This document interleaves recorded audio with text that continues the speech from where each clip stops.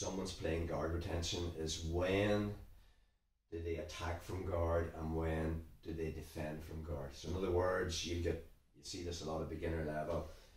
When I cut an angle and I have got to the danger area, at beginner level, Tyrone's still trying to throw in lassos and he's still trying to attack. He's trying to be offensive from guard at beginner level. Whereas the more experienced person will automatically click into guard retention, defensive guard. And then when the moment's right, they'll switch to offensive guard. So why is it when you come up against somebody, they are lethal at guard retention and then other people aren't? You know, what is the secret? And the detail is demarcation lines. Okay, so think about this. And again, we've covered guard passing in the club, so we're aware of if Tyrone is in a supine position here. We know not to enter past the toe line. Okay, so there is 4 horizontal demarcation lines that I need to be aware of. You have one going straight across at the toe line. From a passing perspective, if I enter past the toe line, Tyrone's making connection with me with a Danaher hook. That's stepping between his legs. If I step to the outside, he can turn onto the side and put in a reverse Danaher hook, and then this foot will be on the hip, and now he's made connection with me and he's starting to play the game. So the first important demarcation line is the toe line. Okay.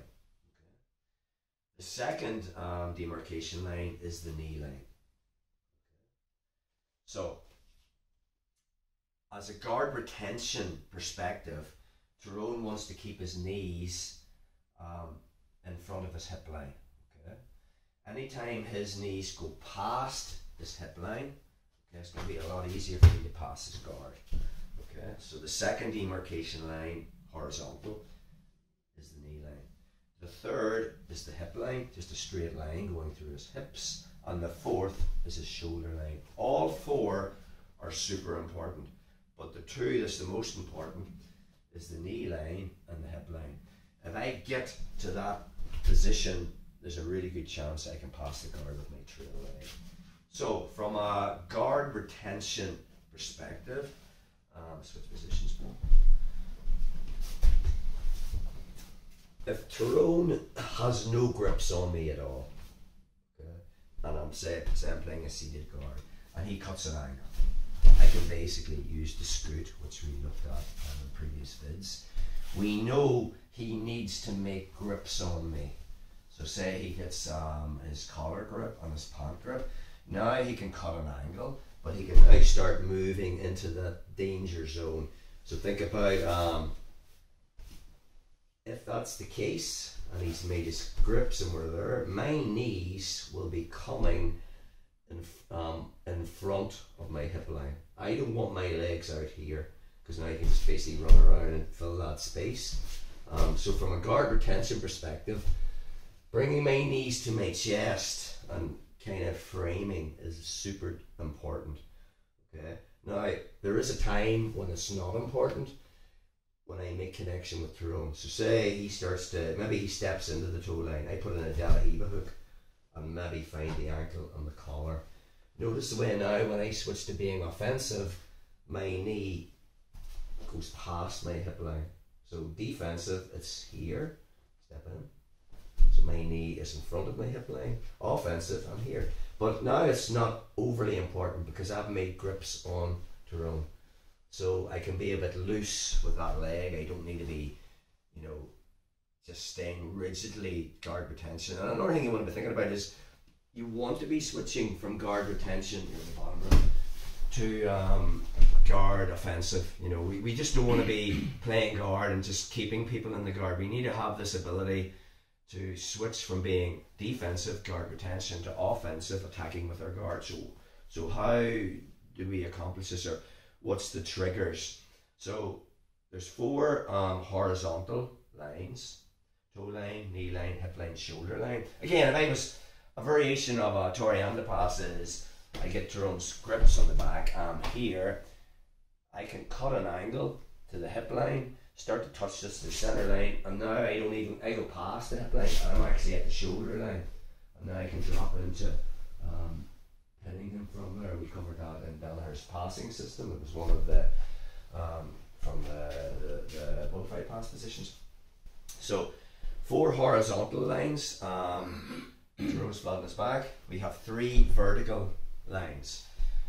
Obviously guard passing is all about me getting past the centre line, so a line's running straight from Tyrone's head between his legs. That's 1 vertical line. The other vertical line is running from his knee to his shoulder.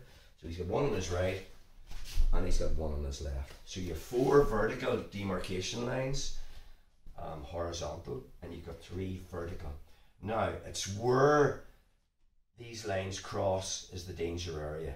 Okay, so if you think about where the hip line is and where the side line is on one side there, basically Tyrone's right hip.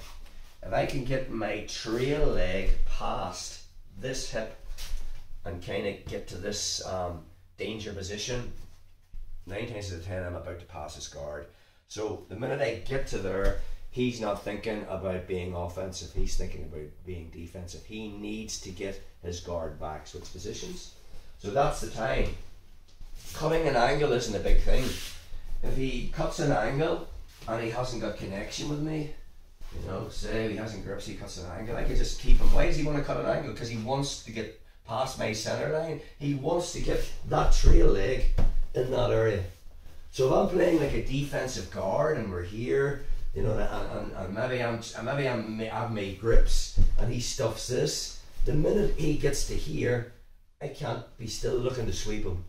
Okay, as that knee comes in, now I'm starting to frame, connect my knees to my elbows, maybe make a grip, start to bring inside control, and now I can create space and start to get my guard back. Okay, so anytime, you'll be better doing this than me, at the bottom, anytime, just turn this lever off, I cut an angle and I start to get my trail leg, the leg that's furthest behind, because it's not really, once I start, say I'm playing Torianda grips, I start to pin his knee towards the hip line, start shelving this towards the centre line.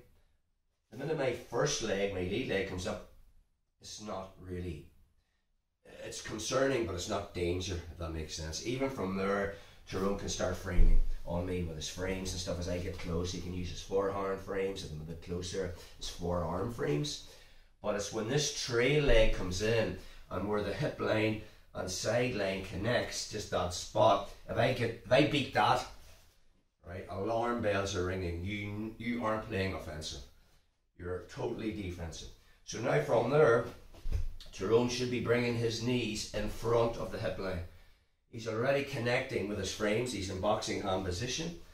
And now it's all about guard retention. Notice the way I've got angle, I've got grips, okay, and I've got past the centre line, and I'm in that kind of danger position where I'm looking to put my trail leg into that, where the sideline and hip line crosses. So now from there, Tyrone's already bringing his knees towards his chest. He could be framing on me, making grips, maybe going back to the self-framing. I'm looking to push this down. He's looking to frame, and now he's looking to get inside control. Notice the way now, as he brings this leg in, he's got a centre line backhand in front of him. And now is the time to go back to being offensive. He can start playing lasso, maybe I'm there, and he can start to work this whole game, if that makes sense. But maybe as he starts to do that, I get past his demarcation lines again. So I'm very good at passing. So I could be here making the grips. I cut the angle. I move this way. I'm in nearly trail legs in the position. Tyrone's bringing his leg back. Perfect. He's about to play his game. And then I'm shoving his leg this way and moving this way. Perfect. Yes. So there's a time when I get past these demarcation lines, and again, there's 7. But the most important ones are the hip line and the side line. Okay. For me to occupy that space with my trail leg, I need to have cut an angle with grips. Okay. So that's when you'll be switching from guard offense to guard defense. And then when he gets the centre line back, now where I'm in front of him, now he starts attacking. Unless I do the same again, possibly to the other side. So that's The simplified way of understanding demarcation lines is when you switch from guard retention to guard offense, and from guard offense to guard retention.